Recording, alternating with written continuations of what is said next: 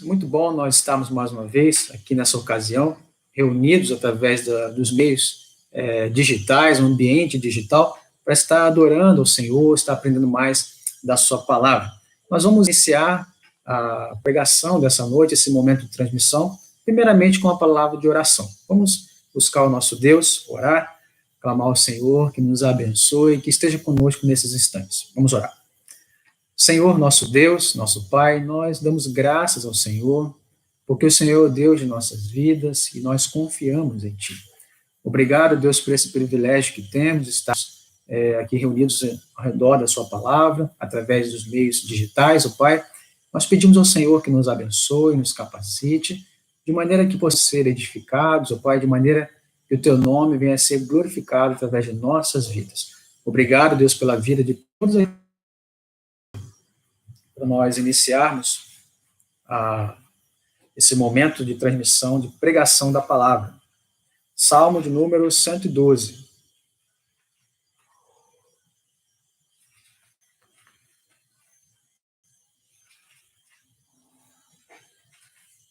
Diz assim a palavra do nosso Deus. Aleluia! Bem-aventurado o homem que teme ao Senhor e se compraz nos seus mandamentos.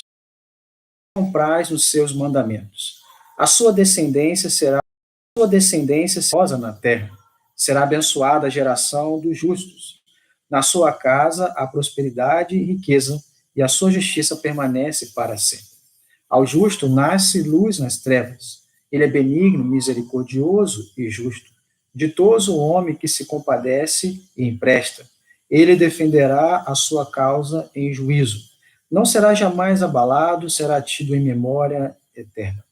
Não se atemoriza de más notícias. O seu coração é firme, confiante no Senhor.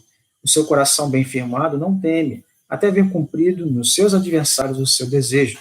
Distribui, dá aos pobres, a sua justiça permanece para sempre, e o seu poder se exaltará em glória. O perverso vê isso e se enraivece, range os dentes e se consome. O desejo dos perversos perecerá. Então, esse salmo aqui vai dizer a respeito de que o homem que teme ao Senhor, ele é feliz, ele é bem-aventurado. E vai dizer que há prosperidade na sua casa, há riquezas, a justiça permanece para sempre. Vai dizer que para ele nasce a luz nas trevas, ele é alguém benigno, alguém misericordioso e justo. E o verso número 7 vai dizer que ele não se atemoriza de más notícias. O seu coração é firme, confiante no Senhor. Aquele que teme ao Senhor, que de fato conhece o Senhor, o seu coração não está nas circunstâncias, mas está sim em Deus. Por isso ele não se amedronta, se atemoriza diante de notícias ruins, porque o seu coração está firmado e é confiante em Deus, no nosso Senhor a quem nós servimos. E assim nós devemos ser, irmãos, devemos lembrar dos ensinos da palavra para que possamos passar por esses momentos de grande dificuldade, com plena confiança no nosso Deus a quem nós servimos. Vamos ter mais uma palavra de oração, vamos orar louvando ao Senhor e também clamando ao Senhor que tenha misericórdia, que se compadeça daqueles que estão sofrendo tanto nesses dias. Oremos. Senhor, nosso Deus, nosso Pai, Deus, nós exaltamos o Teu nome, glorificamos ao Senhor, porque nós reconhecemos que o Senhor é o único Deus digno de adoração. Ó Pai, nós sabemos que vivemos dias difíceis, ó Deus, porém, Deus, o nosso coração não está nas circunstâncias, mas está em Ti. Nós queremos viver como o salmista, que não se amedrontava diante de notícias ruins, de más notícias, antes que o nosso coração esteja firmado e confiante no Senhor.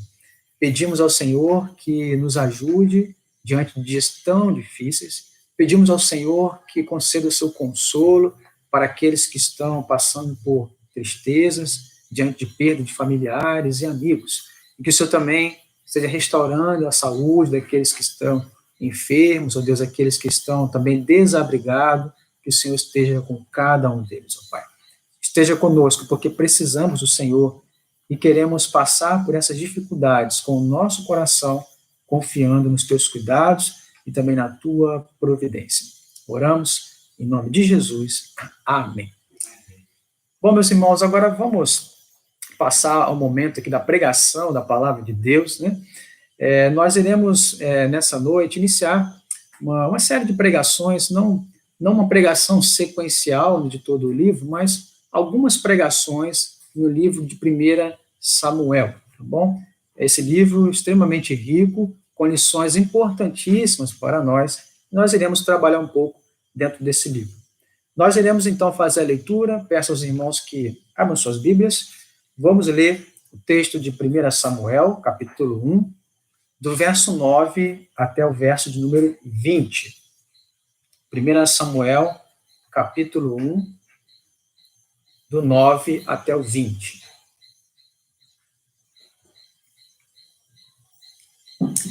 O título dessa pregação será A Oração de uma Mulher Angustiada. A oração de uma mulher angustiada. Diz assim a palavra de Deus. Certa vez, quando terminou de comer e beber em Siló, estando o sacerdote Eli sentado numa cadeira junto à entrada do santuário do Senhor, Ana se levantou e, com a alma amargurada, chorou muito e orou ao Senhor. E fez um voto dizendo: Ó Senhor dos exércitos, se tu deres atenção à humilhação de tua serva, te lembrares de mim e não te esqueceres de tua serva, mas lhe deres um filho, então eu o dedicarei ao Senhor por todos os dias de sua vida, e o seu cabelo e a sua barba nunca serão cortados. Enquanto ela continuava a orar diante do Senhor, Eli observava sua boca. Como Ana orava silenciosamente, seus lábios se mexiam, mas não se ouvia sua voz. Então Eli pensou que ela estivesse embriagada. Ele disse: Até quando você continuará embriagada? Abandone o vinho. Ana respondeu: Não se trata disso, meu senhor. Sou uma mulher muito angustiada. Eu não bebi vinho nem bebida fermentada. Eu estava derramando minha alma diante do Senhor. Não julgues tua serva, uma mulher vadia. Eu estou orando aqui até agora por causa de minha grande angústia e tristeza. Ele respondeu: Vá em paz, e que o Deus de Israel lhe conceda o que você pediu. Ela disse: Espero que sejas benevolente para com a tua serva. Então ela seguiu seu caminho, comeu, e seu rosto já não estava mais abatido. Na manhã seguinte, eles se levantaram e adoraram o Senhor. Então voltaram para casa em Ramá. Eucana teve relações com sua mulher Ana, e o Senhor se lembrou dela. Assim Ana engravidou, e no devido tempo deu à luz um filho, e deu-lhe o nome de Samuel, dizendo: Eu o pedi ao Senhor. Que Deus nos abençoe, que Deus nos ajude a compreender a sua palavra nessa noite. Os irmãos talvez tenham reparado um pouco na diferença da versão. Eu fiz a leitura na NVI, que é a nova versão internacional. Geralmente nós usamos Almeida Revista e a atualizada. Meus irmãos, vamos entender um pouco, então, como é a primeira pregação no livro de 1 Samuel que estamos fazendo. Vamos procurar entender um pouco o contexto geral aqui desse livro, para depois nós nos atermos especificamente ao texto que nós acabamos de ler. Meus irmãos, nos manuscritos mais antigos, nós podemos perceber que 1 e 2 Samuel, eles eram um livro só. Mais tarde, então, eles foram divididos nesses 2 volumes. Então, nós podemos dizer que o livro de Samuel se trata de um livro, porém dividido em 2 volumes, que é 1 Samuel e 2 Samuel. Esse livro de Samuel, ele registra a história da transição do povo, a transição em que o povo vivia sob a liderança dos juízes, para o período em que o povo passou a ser governado por um rei, o período da monarquia. Então, a história de 1 Samuel vai registrar como que se deu essa mudança de um grupo de tribos isoladas e afastadas para agora uma nação que se centralizava sob a liderança de um rei. É o que nós chamamos de monarquia. 1 Samuel vai contar, então, esse período de transição. E é interessante que, ao lermos 1 Samuel, nós podemos reparar de maneira nítida que existem aqui pelo menos 3 personagens principais nesse livro, né? Que são Samuel, Saul e Davi, né? Aqui vai contar do nascimento de Samuel, um homem de grande importância na história de Israel, até os últimos dias de vida do rei Davi. E esse texto de 1 Samuel ele vai narrar um período de aproximadamente 135 anos de história. Samuel, então, que serviu ao povo como juiz, serviu ao povo como sacerdote e também como profeta, né? De acordo com o texto de Atos 13, 20, Samuel foi o último dos juízes, né? E também, Atos 3, 24, vai nos dizer que ele foi o primeiro dos profetas, né? A maior parte dos acontecimentos aqui, nesse livro também, vai se dar na região ali do Planalto Central, na terra de Israel. Israel, nós sabemos que é constituído de um relevo de bastante montanhas, porém há um Planalto Central, e 1 Samuel vai contar a história que se dá mais ali naquela ocasião. Quais são, então, os principais assuntos teológicos que esse livro vai tratar, de ensinamentos para nós? Nós vamos ver que esse livro vai falar a respeito da aliança de Deus com Davi.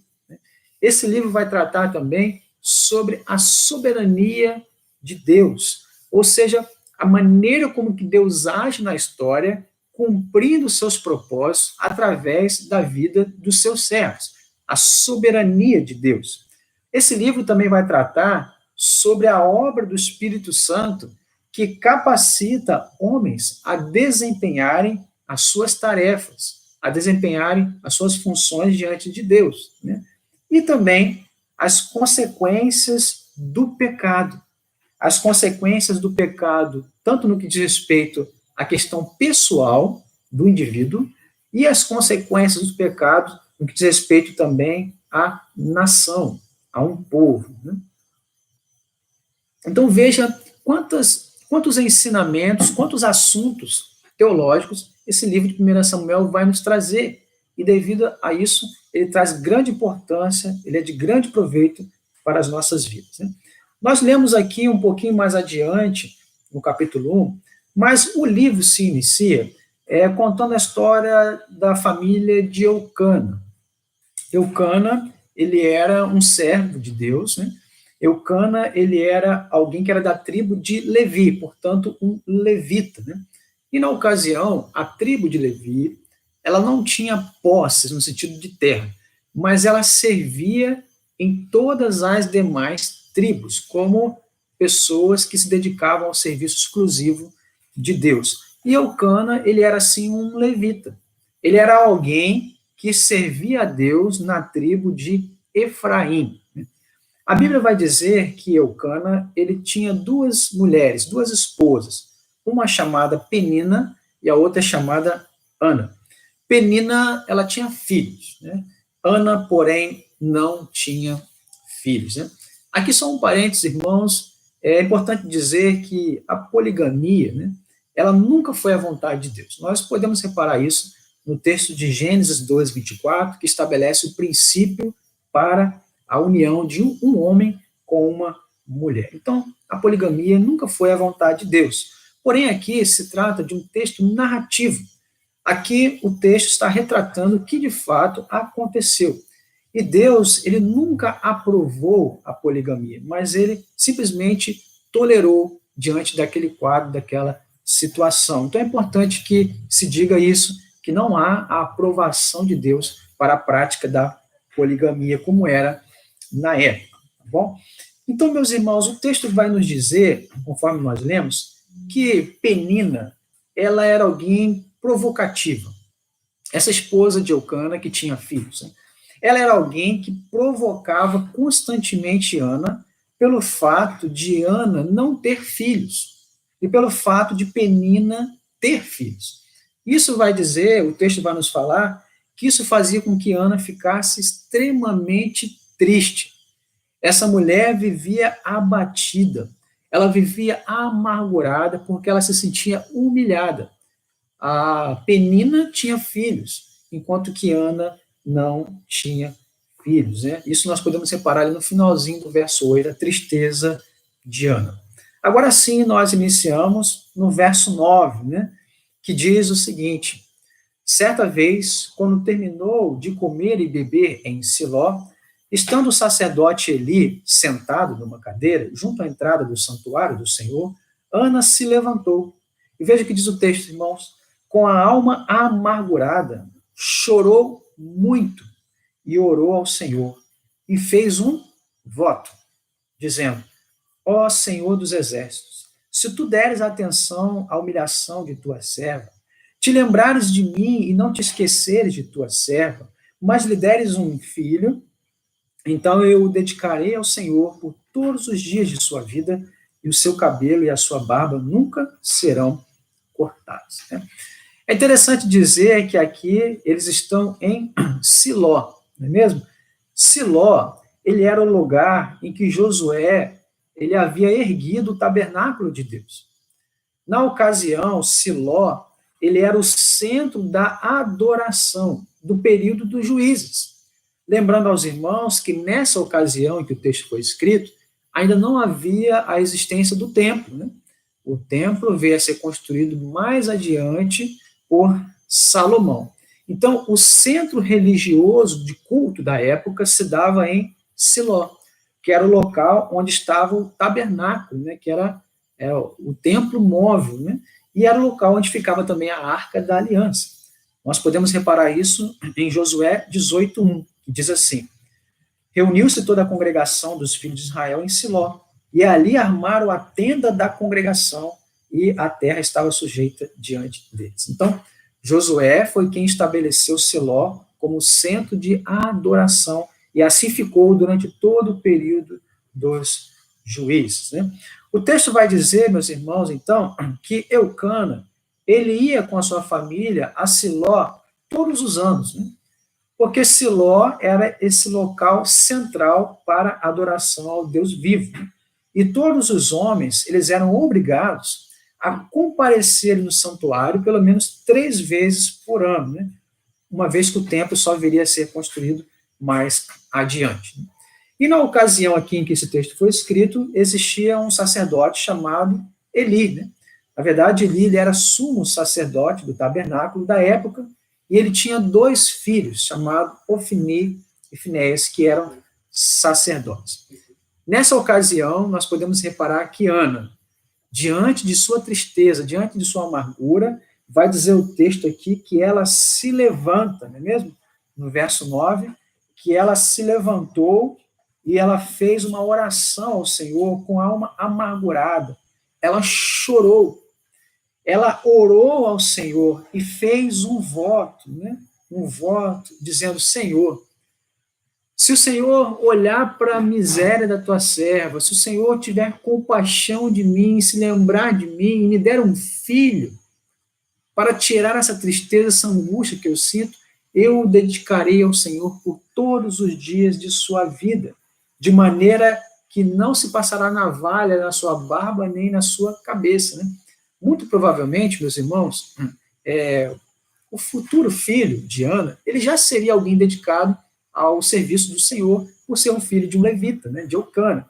Porém, Ana agora faz um voto dizendo que se o Senhor atentasse para a sua tristeza, ele desse um filho, ela iria dedicar esse menino a partir da sua infância ao Senhor, e faria um voto de Nazireu. Né? O voto de Nazireu era bastante comum, em que a pessoa não podia cortar o cabelo, né, a barba, não podia beber bebidas fortes e também não poderia se aproximar de cadáveres. Né? Então Ana diz: Senhor, se o Senhor se compadecer de mim e me der um filho, eu o dedicarei ao Senhor desde a sua infância. Né? Então eu quero destacar aqui aos irmãos o sofrimento dessa mulher, o momento que ela passava de angústia, o momento que ela vivia, inclusive, de raiva, né? Porque o verso 8 vai dizer que o seu semblante estava triste, né? Porque está triste, o coração triste, vai dizer o verso 8, que é justamente essa ideia de alguém que está triste, amargurado, e estar até mesmo com raiva. As expressões aqui, elas são muito fortes do texto bíblico, que diz ela tinha a alma amargurada. Significa que ela sentia dor na sua alma por não ter filhos. Diz aqui que ela chorava muito, muito, e que ela vivia em constante humilhação. Meus irmãos, quantas vezes nós não passamos por momentos como esse em nossas vidas? Quantas vezes eu e você também não passamos por momentos em que sentimos a alma amargurada? É uma tristeza que você não consegue expressar. É um choro constante, é uma tristeza profunda. Era assim como Ana vivia, sendo constantemente provocada por Penina, né, porque ela não tinha filhos. E Ana, que então sabia a quem recorrer, ninguém mais poderia ajudar Ana, a não ser o próprio Deus, aquele quem dá a vida. Por isso ela reconhece isso e passa a buscar a Deus em oração. Passa a buscar o único que poderia ajudá-la. Existem situações de nossas vidas que o único que pode nos ajudar é Deus. As pessoas a quem nós amamos, as pessoas que nos amam, elas ficam às vezes querendo ajudar, mas se encontram também limitadas. E há situações que somente Deus pode mudar as circunstâncias. Somente Ele pode mudar a realidade. Então, veja aqui que Ana, ela é alguém que misturou lágrimas com orações.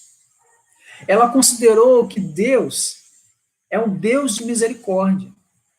Ela considerou que poderia ter em Deus alguém que mudaria a sua triste realidade, que mudaria a dura circunstância de que ela não tinha filhos. E ela mistura, assim, lágrimas com orações. Quanto tempo você não mistura lágrimas com orações? Há quanto tempo você não coloca a sua vida diante do Senhor com sinceridade, clamando por ajuda, por socorro, chorando diante do Senhor em oração? Foi isso o que Ana fez, misturou lágrimas com orações, porque ela sabia que Deus era o único que podia mudar a sua triste realidade. O verso 12, então, continua dizendo algo interessante. Enquanto Ana continuava a orar, misturando lágrimas com orações, com a alma amargurada, Eli, então, o sumo sacerdote, observava os seus lábios, observava a sua boca, né? E como Ana orava silenciosamente, seus lábios se mexiam, mas não se ouvia voz nenhuma da sua boca, né? Então Eli pensou que ela estivesse embriagada, né? E Eli repreende aquela mulher dizendo: olha, até quando você vai andar embriagada? Abandona esse vinho, essa bebida. E Ana responde no verso 15, olha, não se trata disso, meu senhor. Eu sou uma mulher muito angustiada. Eu não bebi vinho, nem bebida fermentada. Eu estou aqui derramando a minha alma diante do Senhor. Não julgues aqui a tua serva como uma mulher vadia, diz aqui a NVI, né? Porque eu estou orando até agora por causa da minha grande angústia, por causa da minha tristeza, né? Ana, derramando a sua alma diante de Deus, orava de maneira silenciosa. Seus lábios mexiam, mas não se ouvia som nenhum da sua boca, né? Normalmente, no contexto ali das orações públicas de Israel, as orações são feitas em voz audível. Geralmente, as orações eram feitas em alto e bom som, mas Ana, devido à sua angústia, mexia os lábios, mas não saía voz nenhuma da sua boca, né? De maneira que ele acha que ela estava embriagada, né? Naquele contexto, a religiosidade, muitas pessoas estavam em decadência. E era muito comum as pessoas irem para as festas religiosas em Siló, onde havia o tabernáculo, e ali se deixarem dominar pelo vinho, e ali se embriagarem, era comum. Daí ele achar que Ana estava embriagada, e repreende ela. Porém ela diz, não, meu Senhor, eu estou aqui angustiado, eu estou com tamanha dor na alma, que eu estou me derramando diante do Senhor. Eu não bebi bebida forte. Não tenha a tua serva como uma filha de Belial. Não julgues a tua serva como alguém imoral, como uma vadia, como alguém ímpia. É o que Ana responde para Eli. No verso 17, então, Eli responde: então, vá em paz, e que Deus de Israel lhe conceda o que você pediu. Verso 18 diz: ela disse: espero que sejas benevolente para com a tua serva. Olha que interessante, irmãos. Então ela seguiu o seu caminho, comeu, e seu rosto já não estava mais abatido. Veja que vai dizer aqui que Eli diz: então vá em paz e que Deus te conceda o que você pediu. Né? Ana, outrora, estava angustiada, estava abatida, triste, com raiva. Agora ela é alguém que sai esperançosa daquele momento de oração. Ana sai daquele momento com a bênção da aprovação do sacerdote Eli. Né? E também podemos considerar aqui essa frase aqui de Eli como sendo o seguinte: que Deus lhe concederá o que você pediu. Né? E daí essa mudança de comportamento de Ana, que antes estava abatida, agora vai dizer o texto, né, que ela seguiu o seu caminho, comeu, o seu rosto já não estava mais abatido. Né? Daquele momento em diante, Ana, então, ela troca a sua angústia, a sua amargura e a sua tristeza por uma plena esperança e confiança de que Deus mudaria a sua realidade. Isso faz com que ela se levante, siga o seu caminho e coma e mude o seu semblante. Né? E aí o texto vai dizer que no dia seguinte eles se levantam, eles voltam para Ramá, que era a residência de Eucana com a sua família, era na regiões montanhosas da tribo de Efraim, né? E Eucana, então, vai dizer o texto que Eucana tem relações com Ana, e Deus vai se lembrar de Ana. Vai dizer, então, que o Senhor se lembrou dela. O Senhor se lembrou daquela mulher que antes estava angustiada. Vai dizer que ela, então, fica grávida, no devido tempo dá à luz a um menino, o qual ela chama de Samuel.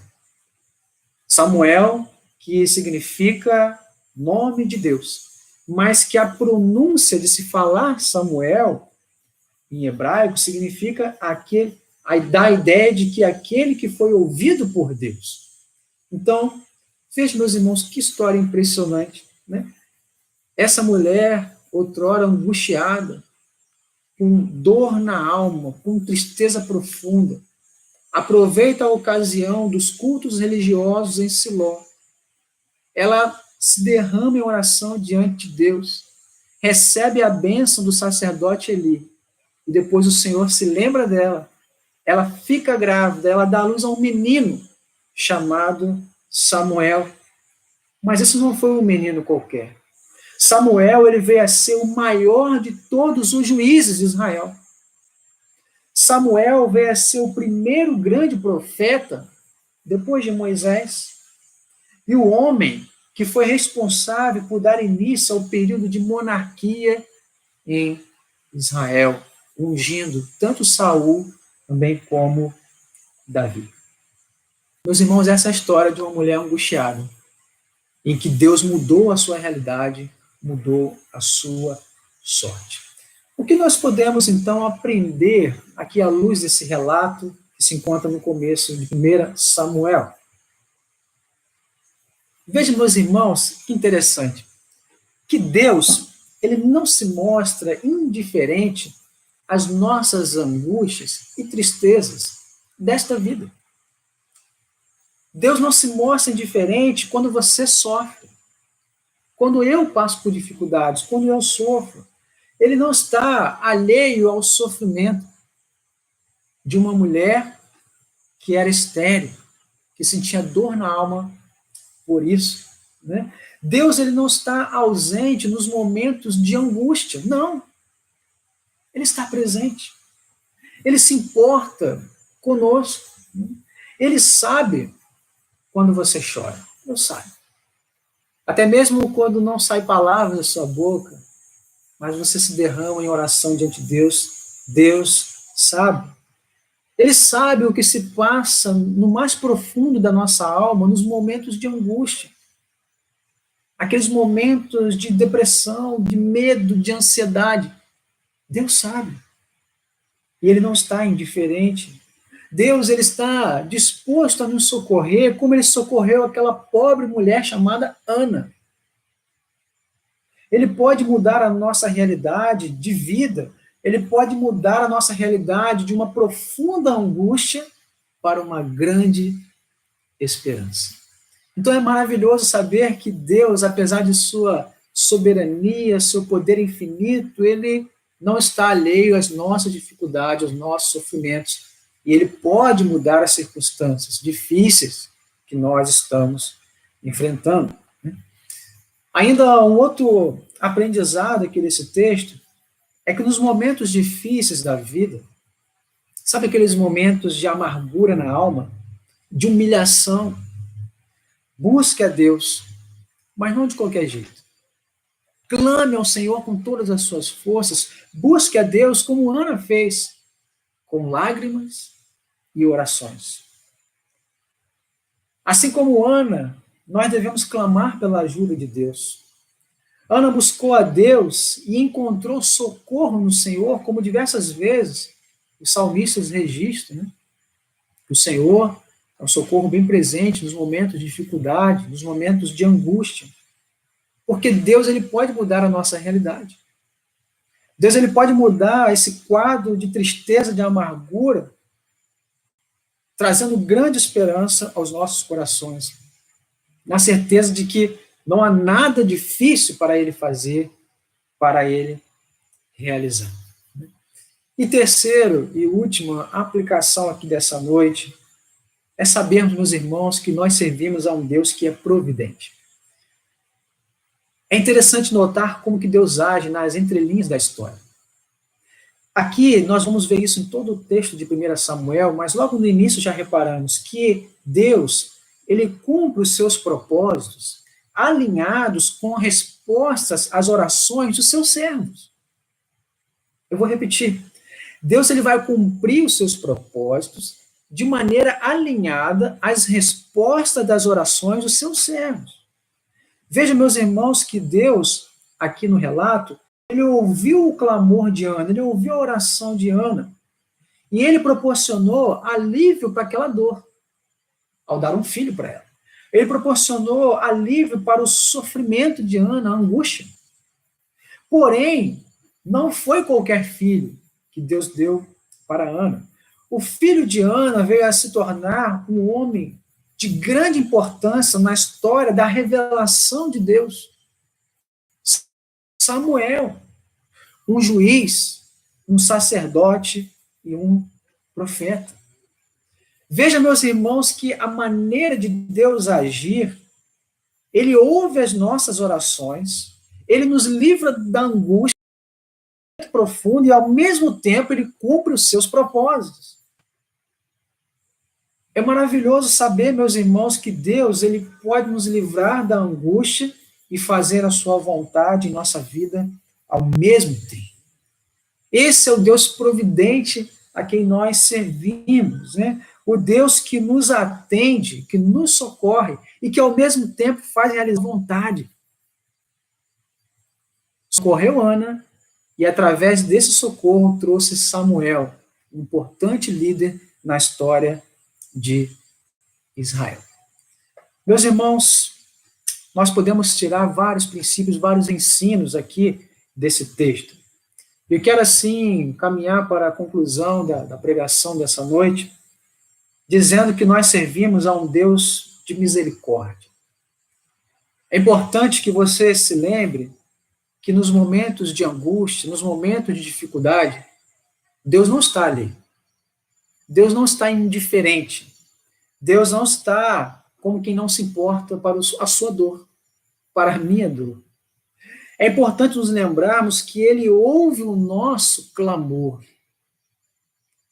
Ele está atento àquilo que nós clamamos a Ele, como Ele ouviu o clamor de Ana, que misturou lágrimas com orações. Deus também, Ele pode mudar as circunstâncias mais difíceis de vida. Ele pode mudar, como Ele mudou a realidade dessa mulher chamada Ana. E ao mesmo tempo, Deus, ele atende às nossas orações, nos alivia da dor e da angústia que possamos estar passando, e ainda assim cumpre a sua vontade em nossas vidas, estabelecendo assim o cumprimento dos seus decretos eternos. Né? Esse é o Deus a quem nós servimos, e nós devemos aprender a buscar esse Senhor, buscar a Deus cada vez mais, seguindo o exemplo de Ana, na certeza de que Ele é um Deus de misericórdia, que pode mudar a sua e a minha dura realidade de angústia e de sofrimento. Amém, meus irmãos? Que Deus nos abençoe assim.